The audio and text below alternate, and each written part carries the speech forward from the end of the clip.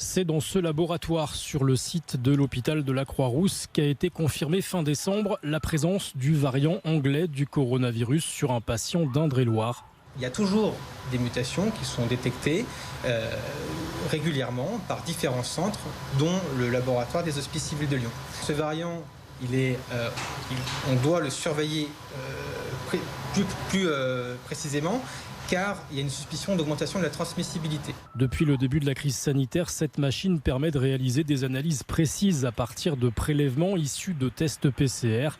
On appelle ça le séquençage. Ce qu'on veut voir avec le séquençage, c'est à quel point il va y avoir une diffusion de ce variant pour pouvoir ou pas infirmer la théorie qui a été décrite en Angleterre, qui dit que ce virus se transmettrait plus vite. Une thèse pas encore confirmée par les chercheurs lyonnais. Le directeur du laboratoire préfère lui parler de clone plutôt que de variant. Ce virus ne change pas la donne, c'est-à-dire qu'on est avec un virus qui ressemble terriblement au virus qui circule en France classiquement. C'est extrêmement stable et il n'y a pas de différence antigénique, donc ce qui veut dire que les campagnes de vaccination qu'on lance maintenant permettront de protéger contre ce virus. Plusieurs autres cas suspects sont actuellement étudiés par le CNR, le Centre national de référence des virus respiratoires des HCL.